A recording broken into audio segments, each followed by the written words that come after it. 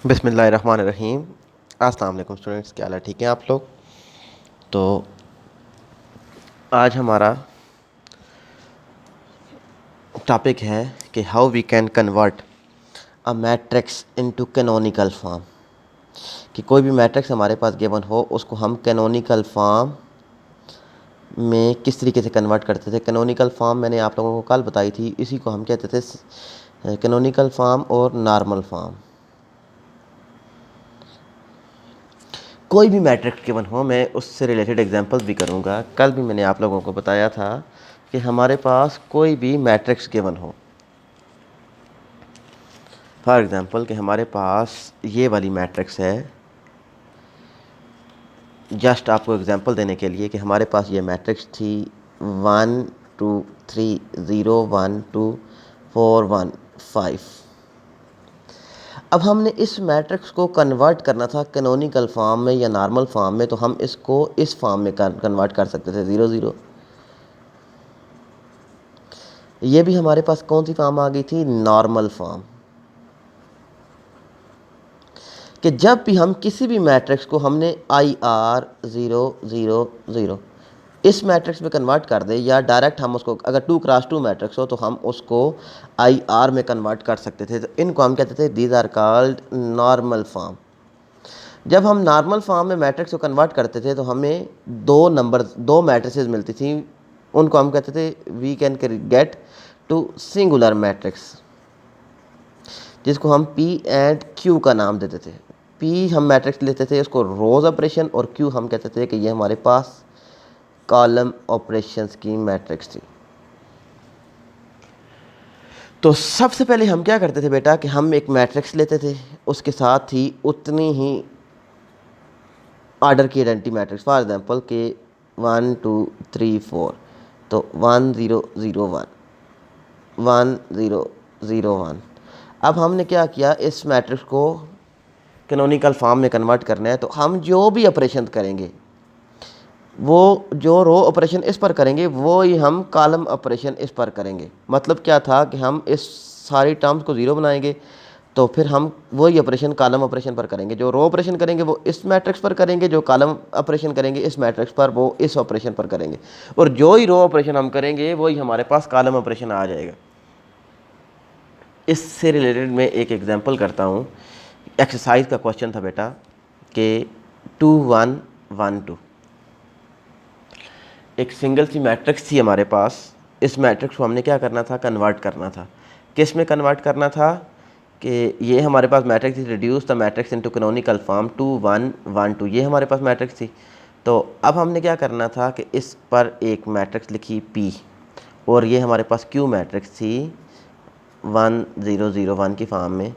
अब हमने क्या करना था? इस पर ऑपरेशंस करने थे बेटा। कौन से ऑपरेशन करने थे? जो हम रो ऑपरेशन करेंगे। रो ऑपरेशन करने का मकसद ये नहीं है कि हम वही वाला ऑपरेशन कॉलम ऑपरेशन में करेंगे। हमारा मकसद ये था कि अब हमने क्या करना था, रो ऑपरेशन करने का मकसद ये था कि इसको हमने आइडेंटिटी मैट्रिक्स बनाना है। क्योंकि हमारे पास 2x2 मैट्रिक्स थी, इसको हम आइडेंटिटी मैट्रिक्स बना सकते थे, क्योंकि बाकी तो हम इसमें कैनोनिकल फॉर्म नहीं बना सकते थे। 2x2 में जस्ट हम आइडेंटिटी मैट्रिक्स बना सकते थे। तो 2 1 1 2 हमारे पास आ गया था।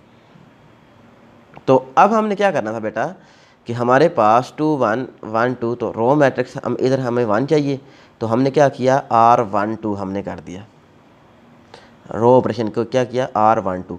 तो जो रो ऑपरेशन करेंगे वो इस मैट्रिक्स में भी रो ऑपरेशन करेंगे। इधर भी हमने रो 1 को चेंज कर दिया कि इसमें R1 is interchange with R2। ये मैट्रिक्स एज इट इज़ लिखी रहेगी जब तक हम इस पर मैट्रिक्स कॉलम ऑपरेशन नहीं करेंगे, वो इस पर करेंगे। तो अब हमें इस एलिमेंट को ज़ीरो बनाना था, इस एलिमेंट को ज़ीरो बनाना था ना। तो वो हमारे पास क्या आ जाएगा, किस तरीके से बनेगा? वही हमारे पास प्रॉपर तरीके था। इधर 1 था, इधर हमारे पास 2 था, तो हम क्या करते कि R2 - 2 R1 हमने ऑपरेशन किया, ये वाला हमने ऑपरेशन कर दिया। तो अब हमने क्या किया था कि ये वाला ऑपरेशन किया था, तो हमारे पास ये क्या आ जाएगा, इधर 2 था, तो 2 - 2 × 1 विच इज़ इक्वल टू क्या आ जाएगा, 0 आ गया था। इधर हमारे पास क्या था, 1 - 2 × 2, तो 1 - 4 विच इज़ इक्वल टू -3, ये हमारे पास आ गया। अब मैंने ये कहा था कि जो हम रो ऑपरेशन करेंगे वो इस पर भी हम वही रो ऑपरेशन करेंगे। जो हम रो ऑपरेशन करेंगे वो इस पर भी वही रो ऑपरेशन करेंगे। तो अब हमने क्या किया कि वही रो ऑपरेशन, कौन सा रो ऑपरेशन, कि इधर हमने R2 माइनस 2R1, तो R2 हमारे पास क्या था 1 माइनस, तो इस पर भी हम वही ऑपरेशन करेंगे। अब हमने क्या किया था बेटा कि इस इधर जितने भी एलिमेंट, अगर 3x3 मैट्रिक्स है तो इस साइड पर जितने भी एलिमेंट होंगे उनको हम जीरो बनाते थे ना, रो ऑपरेशन कोई भी कर सकते थे। फॉर एग्जांपल अगर इधर 3 है तो हम क्या करते थे कि R3 माइनस 3R1 कर देते थे। तो अब हमने वही ऑपरेशन जो इधर किया था कि इन सारे एलिमेंट को जीरो बनाने के लिए इधर एक एलिमेंट था उसको हमने जीरो बना दिया था, अब इधर एक एलिमेंट है उसको भी हमने क्या करना है, जीरो बनाना है। तो इसके लिए हम वही कॉलम ऑपरेशन करेंगे, इधर जितने भी एलिमेंट्स होंगे, लाजमी नहीं है कि हम यही वाला ऑपरेशन करें R2 माइनस 2R1, क्योंकि हमने कॉलम ऑपरेशन करना था। तो अब हमारे पास क्या आ जाएगा बेटा कि हमने इधर इधर क्या करना था कि इसको एज इट इज़ हमने कॉलम ऑपरेशन किया। कौन सा ऑपरेशन किया, C2 माइनस 2C1, क्योंकि इसको हमने ज़ीरो बनाना था। तो इधर हमारे पास 1 पहले से मौजूद था, तो C2 माइनस 2C1 का मतलब है कि C2 माइनस 2 इंटू 1, तो हमारे पास 2 minus 2 which is equal to 0। तो ये हमारे पास क्या आ गया था, 0 आ गया था। अब जो हमने कॉलम ऑपरेशन करना था वो इस मैट्रिक्स पर भी कॉलम ऑपरेशन करना था, क्योंकि हमने कौन सा कॉलम ऑपरेशन करना था, C2 माइनस 2C1। तो C2 इस पोजीशन पर क्या था, 0 माइनस 2 इंटू 1, तो 0 minus 2 which is equal to minus 2, ये हमारे पास आ गया था। इधर हमारे पास C2 माइनस 2C1, तो C2 हमारे पास क्या था बेटा, इधर हमारे पास 1 माइनस 2 इंटू 0, तो विच इज़ इक्वल टू 1, तो ये हमने लिख दिया। अब हमें क्या चाहिए, इसको आइडेंटिटी बनाना था, इस पर रो ऑपरेशन कर दे बेटा या कॉलम ऑपरेशन कर दें, अब वो आप तक है। तो हमने आसानी ये देखी कि आप इस पर रो भी कर सकते थे कि हम R2 पर क्या कर दें, -3 डिवाइड कर दें, तो हमारे पास इस पर भी R3 डिवाइड कर देंगे, इसको हम एज इट इज़ छोड़ देंगे। तो या इस पर हम C2 पर क्या कर दें कि -1/3 के साथ मल्टीप्लाई कर दें, तो ये हमारे पास, अगर हम C2 के साथ -1/3 के साथ मल्टीप्लाई करेंगे तो ये तो हमारे पास आइडेंटिटी मैट्रिक्स बन गई थी। अब इस पर तो हमने ऑपरेशन किया नहीं था, ये तो हमारे पास रोज़ ऑपरेशन वाली मैट्रिक्स थी। इस पर क्योंकि हमने कॉलम ऑपरेशन किया था तो इस पर भी हम क्या कर देंगे कि 1 -1/3 मल्टीप्लाई कर देंगे C2 के साथ, तो -2/3 -1/3, ये हमारे पास जो मैट्रिक्स आ गई थी, ये क्यू मैट्रिक्स थी, ये हमारे पास पी मैट्रिक्स थी। तो अगर वो कहता है कि इसी मैट्रिक्स को अगर नॉर्मल फॉर्म, इसको हमने क्या कर दिया था, कैनोनिकल फॉर्म में कन्वर्ट कर दिया था, हमारे पास 2 सिंगुलर मैट्रिक्स भी आ गई थी। अब अगर वो कहता है कि नॉर्मल फॉर्म में इसको लिखें, तो नॉर्मल फॉर्म हमारे पास किसकी इक्वल आ जाती है, normal form which is equal to PA into Q. जब P को A के साथ और Q के साथ मल्टीप्लाई करेंगे तो हमारे पास किस फॉर्म में कन्वर्ट हो जाएगी, नॉर्मल फॉर्म में कन्वर्ट हो जाएगी। इसको हम कहते थे कि नॉर्मल एंड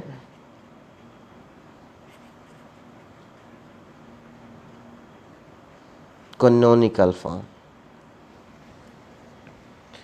बेटा इस चैप्टर में हमारे पास क्या था कि हम ज़्यादा काम इस वजह से नहीं कर रहे कि इस चैप्टर में आप अपनी कोर्स आउटलाइन देखें, हम अपनी कोर्स आउटलाइन को देखकर चलते होते थे कि कोर्स आउटलाइन में जो जो चीज़ें थी हम वो काम करते होते थे।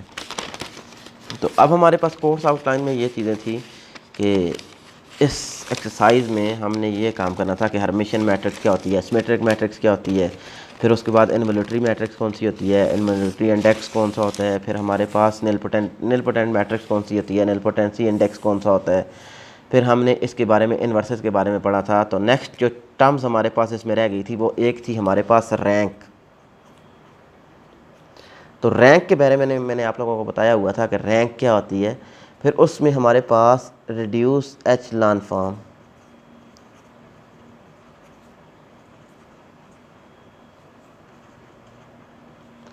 और एचेलॉन फॉर्म के बारे में मैंने आप लोगों को बताया हुआ था कि वो क्या होती हैं।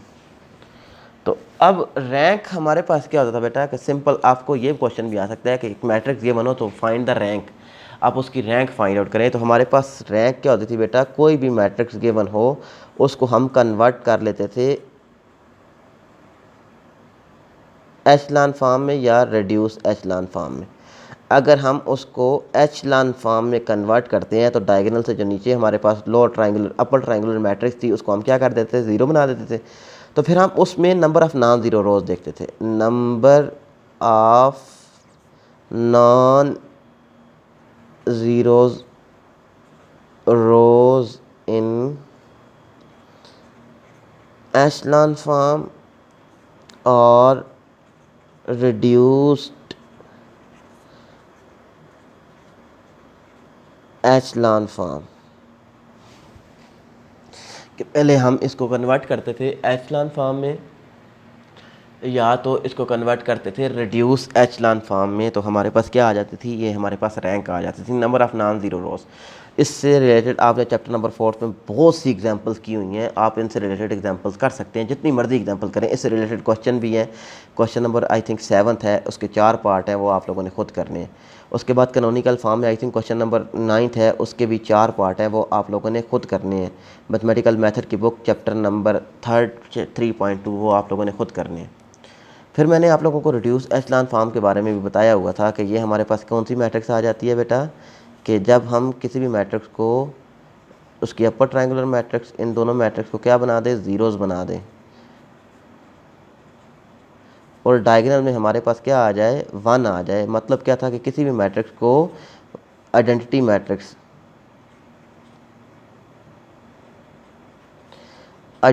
मैट्रिक्स में कन्वर्ट कर दें, तो उसको हम क्या कहते थे कि this is known as reduce echelon form. और जब एचलान फॉर्म की बात आती थी तो हमारे पास क्या आ जाता बेटा कि किसी भी मैट्रिक्स को उसकी सिर्फ lower triangular upper triangular matrix को ज़ीरो बना दे, तो उसको हम क्या कहते थे कि वो हमारे पास कौन सी मैट्रिक्स आ जाती है, उसको ज़ीरो बना देते थे, तो उसको हम कहते थे कि लोअर ट्रायंगुलर मैट्रिक्स को जब अपर ट्रायंगुलर मैट्रिक्स को ज़ीरो बना दे तो वो हमारे पास एचलान फॉर्म आ जाती थी। I think this is enough for today, this chapter, matrices के चैप्टर के लिए।